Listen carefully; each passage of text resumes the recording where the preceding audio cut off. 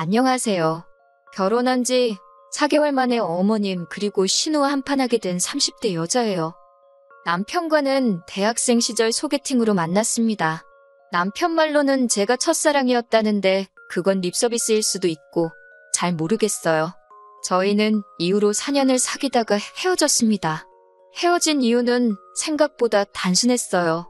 남편이 군대에 다녀오는 것까지 기다렸었는데 저녁 이후로 친구들하고 노는 데 빠져서 저한테 소홀해지더라고요. 저는 저대로 바로 취업을 하면서 사회생활을 시작했고 상황이 그렇다 보니 자연스럽게 헤어졌네요. 그러다 다시 만나게 된 건 둘 다 30이 넘어서입니다. 남편은 어느새 건설회사에 다니는 건실한 어른이 되어 있었고 저 역시 공기업으로 이직을 하면서 안정적인 생활을 꾸려나가고 있었지요. 남편이나 저나 생활이 어느 정도 자리를 잡은 상태에서 만나니 사귀던 시절에 좋았던 일들만 생각나고 그래서 더 빨리 또 다시 서로에게 빠져들었던 것 같아요. 이후로 8개월의 짧은 연애를 하고 결혼을 약속하게 되었지요. 서로 조건 같은 건 비슷해서 사실 결혼하는 과정에 있어서는 별 문제가 없었어요. 양가 부모님 모두 사위감이자 며느리감인 저희를 마음에 들어하셨고 크게 요구하시는 것도 없었습니다. 다만 딱 한 번 예단 이야기가 나왔을 때 하마터면 서로 얼굴을 붉힐 뻔하긴 했어요. 사실 남편 집안이 어려운 건 아니지만 저희 친정에 비하면 여유가 있는 편은 아니었거든요. 더 구체적으로 말하자면 남편과 처음 하는 연애도 아니었으니 결혼 이야기가 나온 이후로는 현실적인 이야기를 많이 했습니다. 가정환경이라던가 재산이라던가 그때 남편이 말하기를 어머님 아버님 다 생활력이 강하신 분들이라 지금도 일을 하고 계시기는 한데 문제는 신우랍니다. 신우가 워낙에 씀씀이가 큰데다가 또 남편과는 8살이나 차이가 나다 보니 어머님 아버님이 신우한테 워낙 오냐오냐 해주셨던 모양이에요. 그래서 어머님 아버님과 신우가 함께 사는 아파트 한 채를 제외하고 나면 사실 재산이랄 게 없답니다.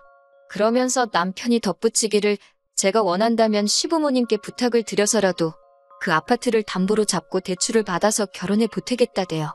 하지만 솔직히 그 소리를 듣고 그래 그럼 그렇게 해서라도 대출 받아오라는 여자가 몇이나 되겠어요.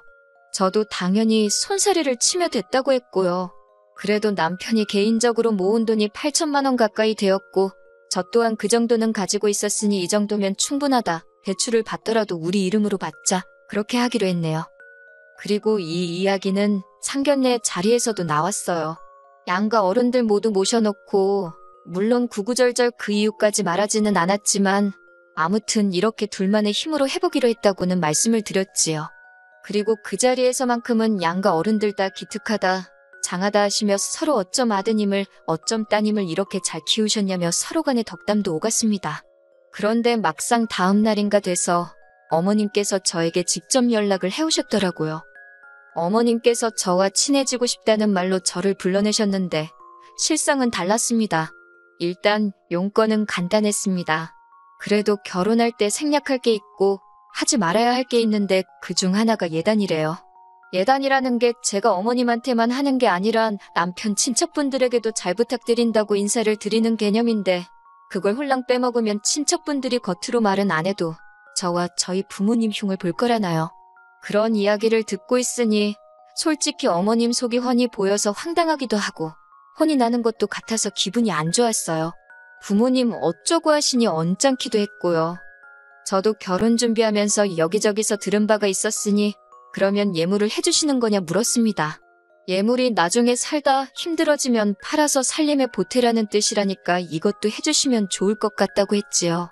그리고 패백은 남편 쪽 어른들이 용돈을 주신다던데 이것도 해야겠다고 덧붙였네요. 그랬더니 어머님께서 저를 빤히 보시더니 한동안 아무 말씀도 안 하시대요. 그리고는 그렇게 치면 빼먹을 게 하나도 없다면서 그냥 당신 말은 못 들은 거로 하랍니다. 하지만 그때 어머님 표정이 꽤나 불편하고 당황하신 게 솔직히 제가 이렇게 나올 줄 모르셨던 것 같아요. 고분고분하니 당신 말대로 할 줄 아셨던 건지 그리고 바보같이 보일지도 모르겠지만 저는 남편에게 어머님이 이런 이야기를 하셨다는 말을 전하지 않았어요.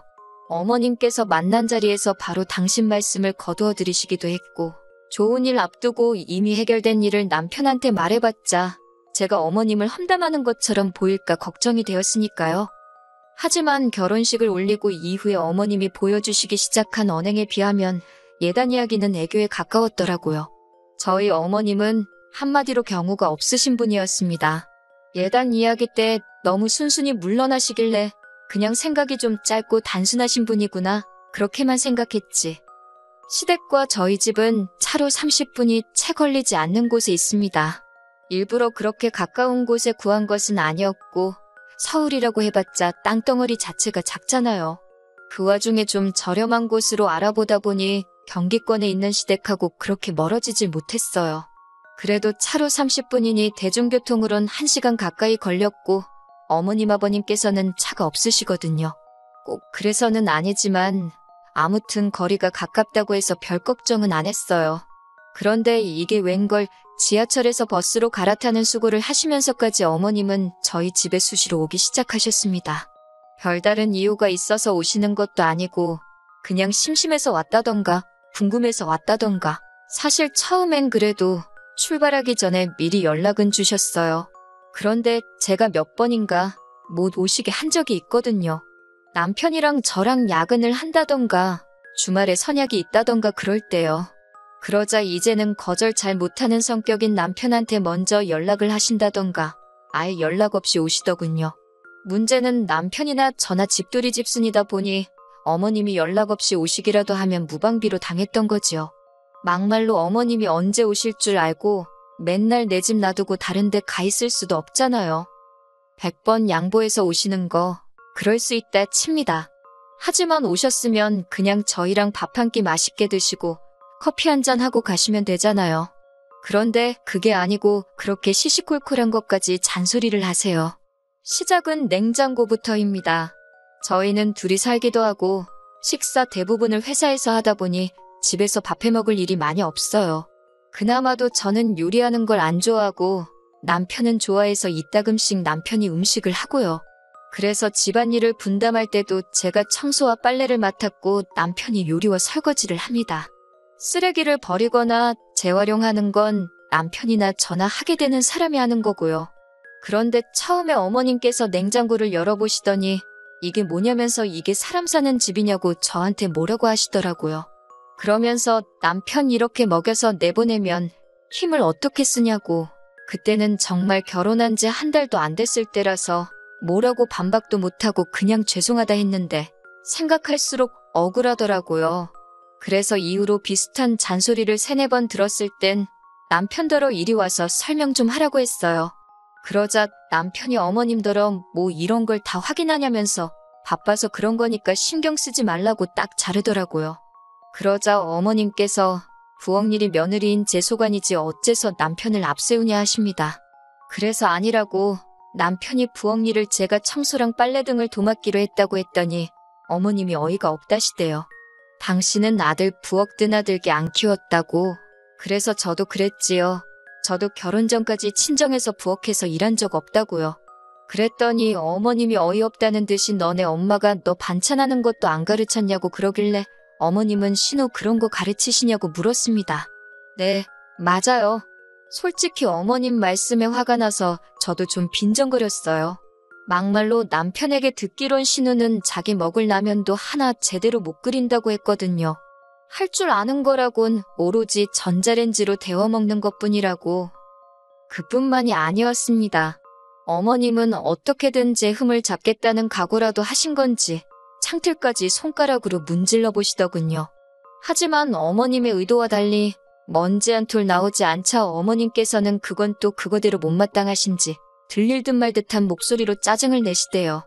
그리고 이런 일은 어머님이 저희 집에 오실 때면 매번 벌어지는 일이었습니다.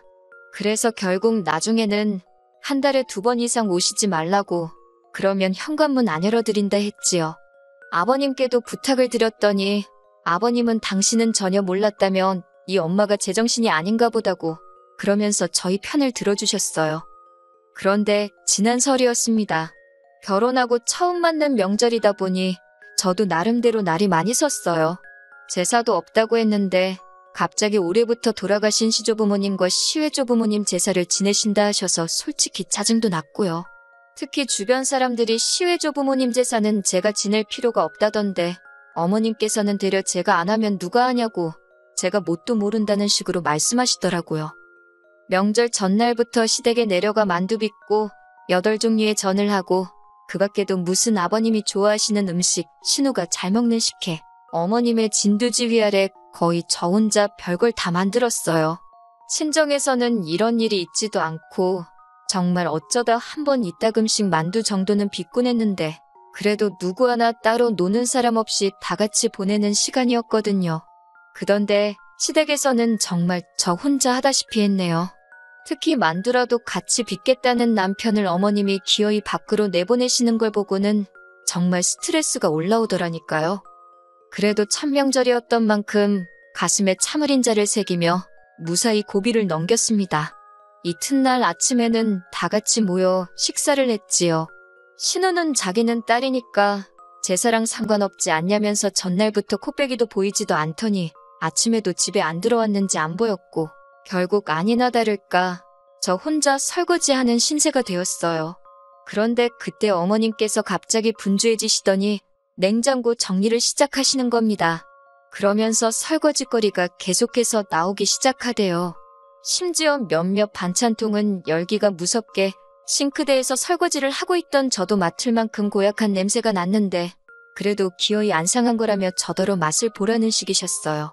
당연히 맛은 안 봤고 견디다 못한 제가 큰 소리로 남편을 불렀습니다. 남편더러 와서 이 음식 썩었나 좀 먹어보라고요. 그러자 어머님이 화들짝 놀라시더니 이건 너랑 나랑 먹어보면 아는 걸 뭐하러 당신 아들까지 부르느냐고. 그래서 그러면 어머님이 직접 드셔보시라고 전 안 주셔도 된다고 정색을 하면서 말했어요. 그제서야 어머님이 좀 애매하다 싶은 것도 그냥 버리시더라고요. 설거지는 설거지대로 얼마나 많이 나오던지 결국 또 다시 남편을 불렀습니다. 저희 남편이 알아서는 못하는데 부르고 시키면 그건 또 잘 따라요. 또다시 남편이 불이 나게 부엌으로 오자 어머님께서는 저더러 지 남편 편하게 쉬는 꼴을 못 본다고 기어이 한 소리 하시대요. 그래서 저도 에라 모르겠다 생각하고 어머님도 저 편하게 쉬는 꼴을 못 보시나 보다고 그랬어요. 그제서야 상황 돌아가는 걸 눈치챈 남편이 왜 그러냐면서 제 손에서 고무장갑을 가져갔고 저도 순순히 내주고 거실로 나와 아버님 옆에 앉았습니다. 아버님께서는 이 모든 상황이 당신과는 상관없다 생각하셨는지 계속 킬킬거리며 웃고만 계셨는데 적어도 어머님 편은 안 드시니 기분은 안 나쁘대요.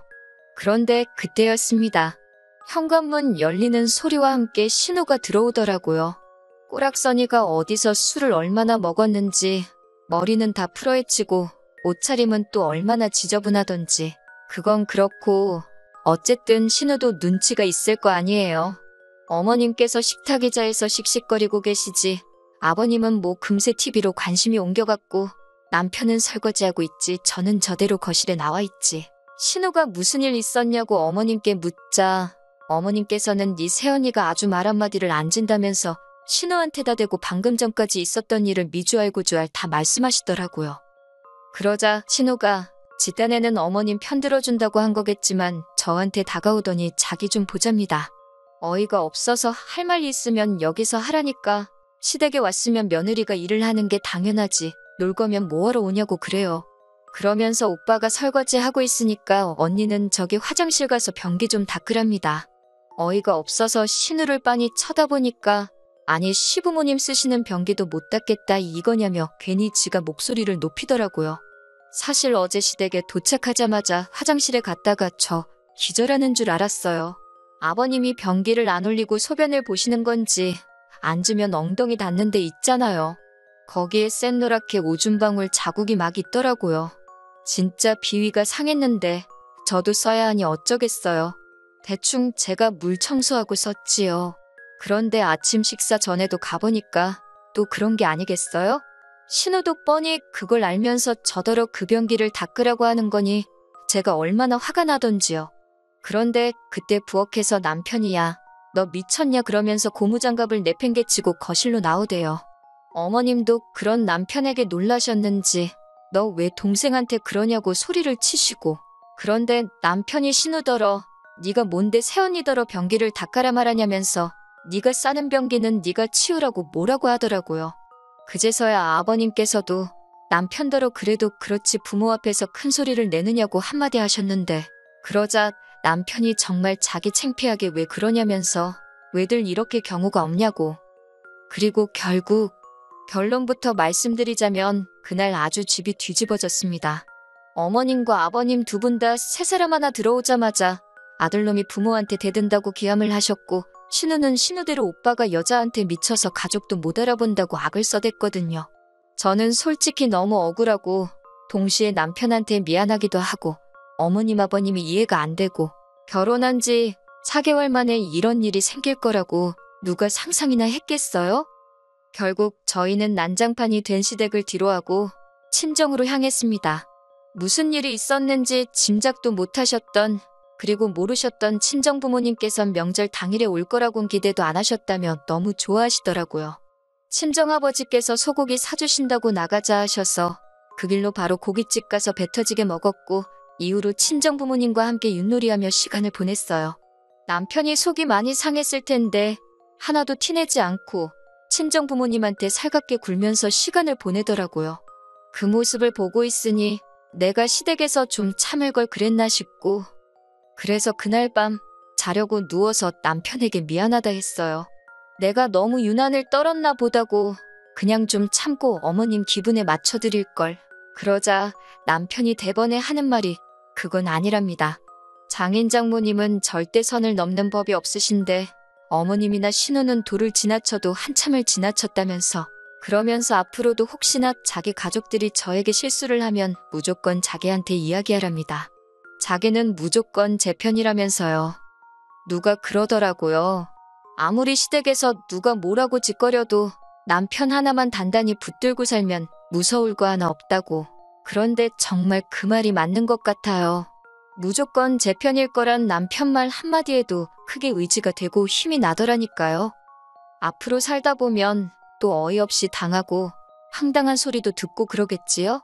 그렇지만 지금처럼만 남편이 마음 변치 않고 제 곁에 있어준다면 무서울 건 하나도 없을 것 같아요.